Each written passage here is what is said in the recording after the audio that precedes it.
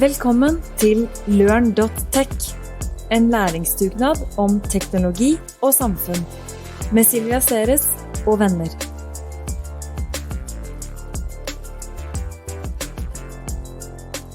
Hello and welcome back to our Learn Masters on the topic of exponential growth.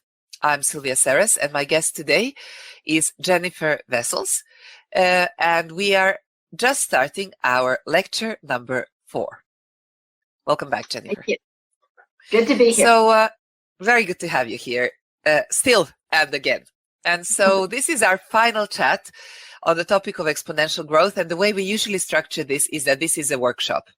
So it's a live date in front of people trying to figure out, with your help, how to apply the topic that you talked about on a particular case.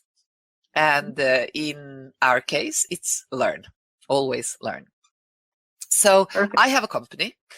It does corporate education in digital formats and through digital channels. And I have a problem, Jennifer.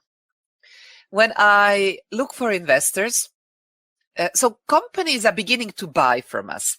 Companies have recognized the problem of bringing all of their employees to the same place when it comes to understanding of their strategy and the necessary technology to implement the strategy. So onboarding, reboarding, cross-boarding of employees is beginning to be a recognized problem. And there is also an increasing willingness to spend some money on doing this. Budgets are being repositioned from sending people to big conferences or sending people to individual, very expensive courses to programs that include all employees and that are tailor-made and very fresh. So far, so good, right? But when I talk to my investors, they tell me this is not exponential growth. You're just a media company, you're a consulting company, and you're selling project by project. All good and well, but this is not an exponentially growing company. Then I tell to my investors or potential investors, no, wait. Because when a company buys from us, they are going to be buying two things. One is a certain sum for the production of a number of cases, of a number of workshops, of conferences, but also they pay per employee access to our digital platform for distribution of all of this content. So there is a certain level of subscription-based revenue here. Isn't that good enough?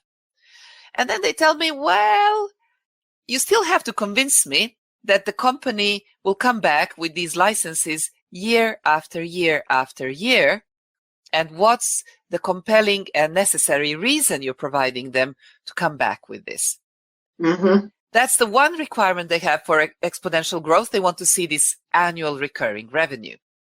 The other requirement they have is they want to see a platform which can serve not just 5 corporate customers with, 1,000 employees each. They want to see a platform that can serve as many as Airbnb can serve, go international, etc. So I don't know, I'm coming to you, help me think this through. And how do I reposition my little company from selling consulting services into selling managed services with annual recurring revenue and the platform distribution? Where do I start? Yeah, and it's a great dilemma, because as I listen to you describe it, I would honestly have to agree with the investors, because currently today, if you're selling the product, i.e., we will come into your company and we will understand the needs and we will build this program and we will roll it out. That is perpetual, if you will, or product sales. And it is selling based upon what it takes to create it, i.e., the number of hours, the number of technology bits. You're selling a product, which is not really aligned from the market of exponential growth, because it means you've got to sell that product to multiple people multiple times. and there is no guarantee that they will come back. Kind of the same problem that, yeah. So I want to add to that, because basically the basic problem here, and they can come back and we can try to convince them. So, you don't do a knowledge program or a competency program once and then you're done. The way that the world changes in an exponential manner, what you need to do is keep doing this year after year after year. Exactly. But even so, it takes, it's a function of hours you have to spend creating that competency building program. So the big question, I guess, is how do we make sure that the competency program we build for one customer, first of all, scales very, very much related to the number of people taking it internally, but maybe also has some external effects, other people listening.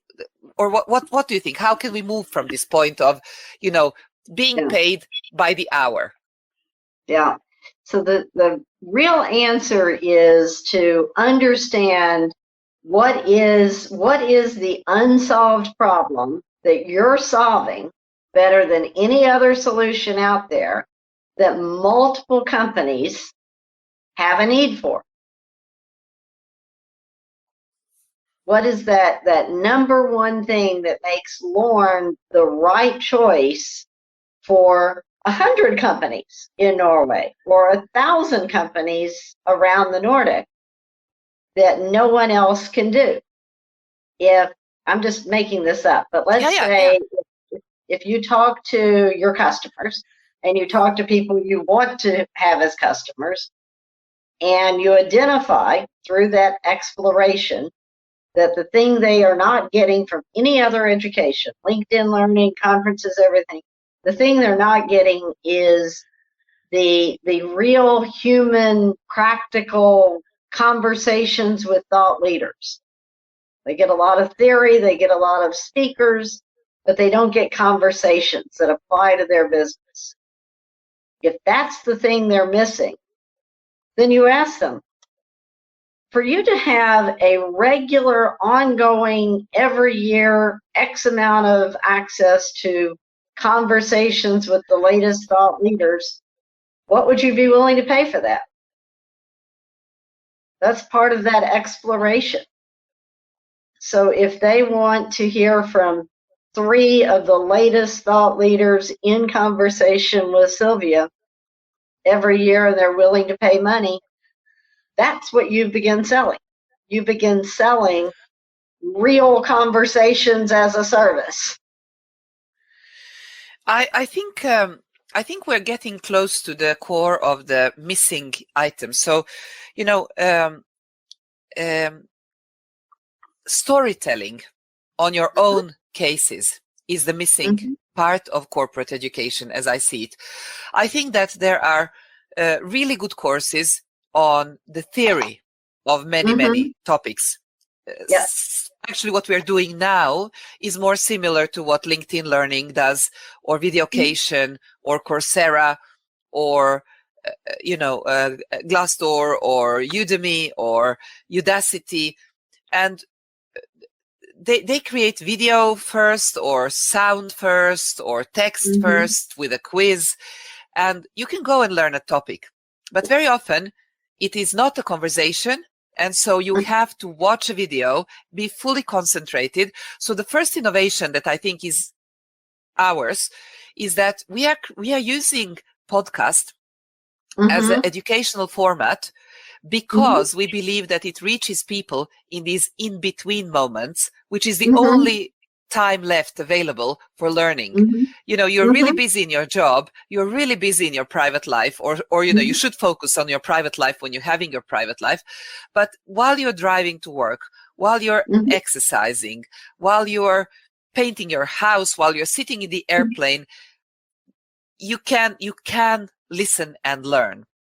So it's a format innovation, but it's also innovation in the sense that I believe that it's easier to remember if you hear a good story than if you have to listen to a very formal lecture.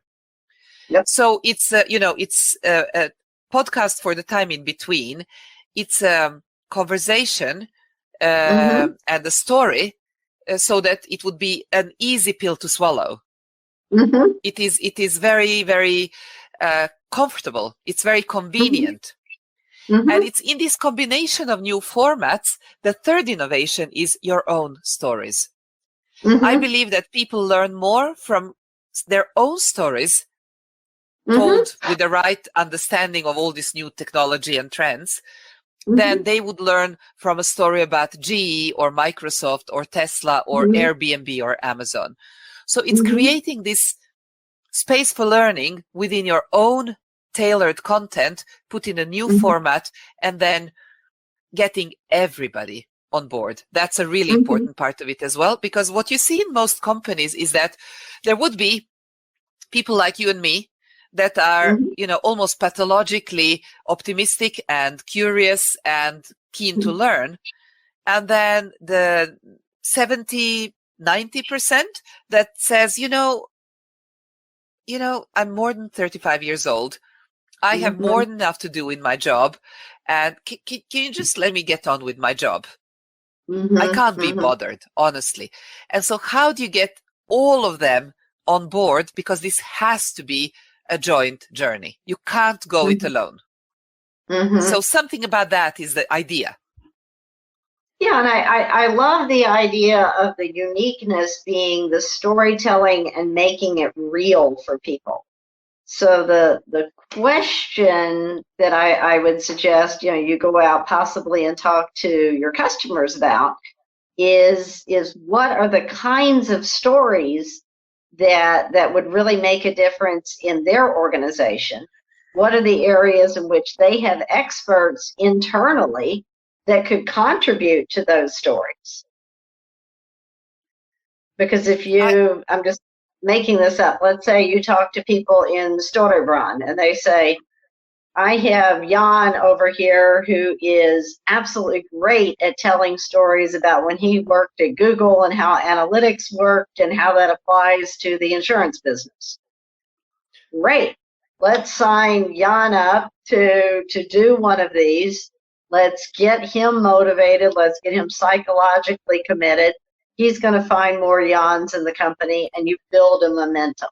So start small and build that process around something that you believe is a unique problem, i.e. how to get people involved in their own learning, how to learn from stories, and how to build within a company their own bucket of stories and learning.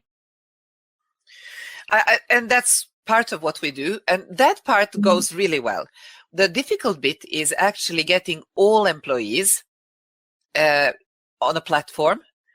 And platform. So the reason why we are talking now with a special focus on exponential growth is how do we go from delivering a great service, which is very popular, into making it into this new digital platform.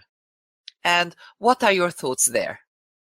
Yeah, so I guess the thing I would question is it a challenge of how to roll it out, i.e. platform, or is it a challenge of how to build a business model that gets you to that exponential growth in recurring revenue?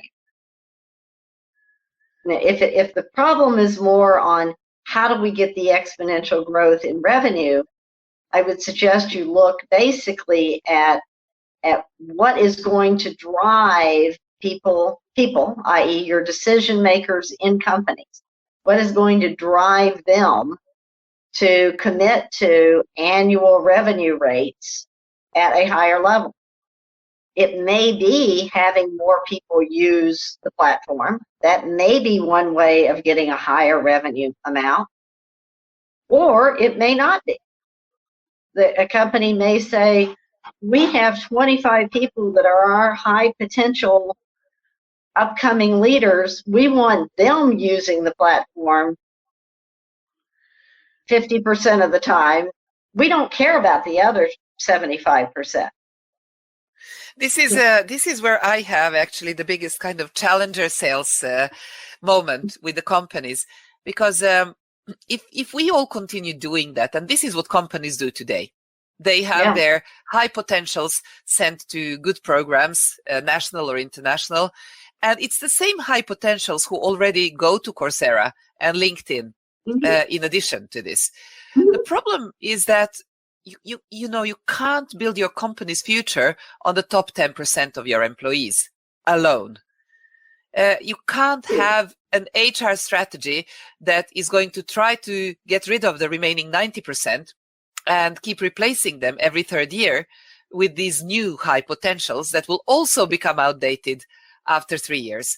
So, we have to move from having ambitions on behalf of our top new heads, as we like to call them, to ambitions on behalf of all. And I think that the trick here, strategically, Jennifer, will be to convince companies that the cost per head for all is so affordable that it's almost immoral not to do it. So how much is each employee worth to you? Okay, so you're willing to send that guy to INSEAD for a cost of 800,000 Norwegian kroner, or maybe they'll go to Solstrand for half of that sum. But are you willing to spend 500 krona per employee, every employee, to make sure that they are motivated and capable one more year? I think that is an HR discussion that is overdue by at least 10 years. I agree, and sometimes it's simply a question of how do you go about it? Because if you're finding you have to convince the customer to do that 50 a year per person, if you're having to convince them, that may not be the path to take. Whereas if you shifted, go where the puck is going, go where the customer's mind is.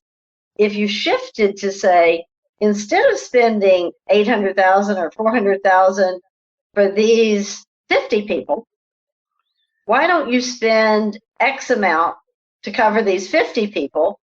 And by the way, anybody else that happens to want to do this, they can follow along, but let's not worry about them. Now, your head is on these 50. Let's set the price based on the 50. Now, you can spend 100,000 for each of those 50. Everybody else is free, no problem. And you still get to your end result. I think that there are two important things here. And if it's 50 and the rest is free, that's fine as well. But I think it has to be every year. Because people also think, well, we did it 2 years ago and we're happy. And then you have to ask them, well, haven't you innovated in the last 2 years? Hasn't the world changed? Don't we need to? And we can come up with a new focus area every year. So I think it's this understanding that it's really urgent and it's continual. And then the other thing that I think is really important is that people already say, we already do this. We have our competency program in place and we are spending tons of money. But the problem with that is that they're not measuring the effect. So how many of your employees have actually taken those courses? And what do you do with the 50% that hasn't touched them? And, have you put your own content in there, or are you just buying content that has been created by a business school 3 years ago? Two things. One is on the first challenge that you mentioned, how to get past selling it for this year. We'll try it this year and then we'll let you know if we want it next year. A way of approaching that is in your pricing model. That you've got these 50 people or 10 people, you want it for a year, it's 100,000 per person for a year. Or if you sign up for a 3-year program, we're actually going to give it to you for less. It will be 75,000 this year, and then we will charge you 10,000 for the same thing repeated next year, 10,000 for the same thing repeated the next year. And then we'll offer you other things that can sit on top of that. That's the Amazon Prime model. Find what they really are willing to pay money for. They want to pay money for these 10 or 50 people. Make that easy. And then tie in something that keeps them connected to you. And I'm sure you have the data and the analytics to recognize what are the programs people are interfacing with, which ones are being used the most, those are the programs you offer at a higher rate, new versions in year 2, even higher rate, new versions year 3. So you leverage the platform that you've built by locking people in through basically a pricing model based on what's going to be most important to them.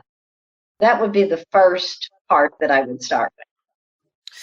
I think you're into something extremely important, because I think it very much starts with the pricing model. We are educating the market, and they need to understand this continual nature of this type of a product through a pricing model. And then also, and the other thing that you mentioned that's really important is being able to use analytics. Have data that proves the value of your product. I think that's one thing that's really missing in many of these other programs. So I think LinkedIn Learning is now coming with the capacity to define a learning path by a boss for his employee. That's the sort of thing we can do in our platform as well. So, make it, and it will be the learning data that will be the really relevant report to the company that's using this, because they will then see that, okay, so 75% of all of my employees did this part of the program, while this part seems to be quite unpopular. Let's understand why. Exactly. And you can also leverage that data to reward the learner.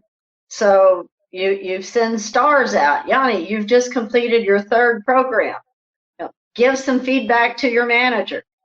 Give some feedback to the next 3 people that are coming in the program. You begin to build the community. That's the Airbnb model. Get the host and the renter involved. Get them bringing other people in. That builds that momentum and gives you a much stronger ability to go back to your decision maker to say, look, Jan has already gotten this amount of stars, and he's brought in 5 more people, and he's recommending your customer actually start using this. So you build the momentum from there. That's the exponential element. It's not Lorne doing it. You get the customer to do it. Very cool. So we haven't really talked a lot about platform, but the platform side of this is basically having access to all the content in a structured way, having maybe third-party content, having access to student data, and being able to start creating new services on top of that data. And I think that's absolutely a key element here. The important thing there is to first recognize what is going to be most important to your customer.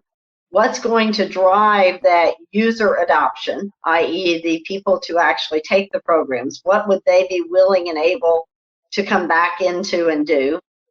Get them making comments, get them providing the testimonials, and then you go back to the end customer and build from that viewpoint. But make it available for what's most important. And then you can restructure your business model such that at level 1, you get to see these things. At level 2, you pay more and you get to see these things based on the data of what is most important to people and what are they engaging with the most and having the greatest success with. Reward success. That goes very, very far. We all like to get gold stars, and we all like to get likes and building momentum. Very cool. Jennifer, I think we'll stop there. So from my perspective, what I would really like listeners to do is try to think about their own company, maybe their own division in a bigger company, in the similar way that we discussed Learn Now. So start with, what's your market failure that you're trying to fix? What's the problem that you want to rant about that you really, really think is worth solving? And then try to think about the unique data, the unique technologies, the unique people, the unique market access, the unique partnerships that you might have to be solving this. And then try to create different experiments, as Jennifer was talking about them. You will learn from each of them. Remember, this takes time. This also takes quite a bit of confidence and humility, but it's the only way forward. And Jennifer, do you want to give people some sort of a final advice on how to grapple with exponential growth? Yeah, the best place to start is with your purpose. What are you trying to solve? What do you believe you can really leave as a legacy in this world? Be willing to do that exploration and experiment and try things. And definitely take action with colleagues. The collaboration part is so critical. How can you bring others that have similar passion around you to help support you out of complacency, to push you up when you have that failure, and to look at things differently? And through that, you will actually gain experience.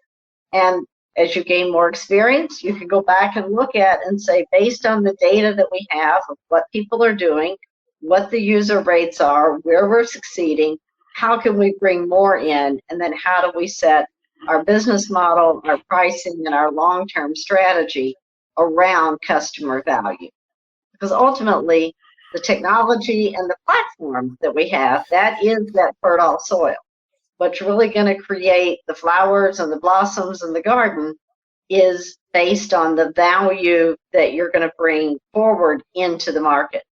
It takes time, it takes persistence, and it takes a lot of passion to stick with it, do what it takes, but good things will come and flowers will grow. As will Lørn. As we'll learn, exactly. Jennifer, thank you so much for joining us here in this master series of 4 mini lectures about exponential growth. Super. Thank you for having me. Du har nå lyttet til en podcast fra Lørn&tech, en læringsdugnad om teknologi og samfunn. Nå kan du også få et læringssertifikat for å lytte til denne podcasten på vårt online-universitet Lørn&nbsp.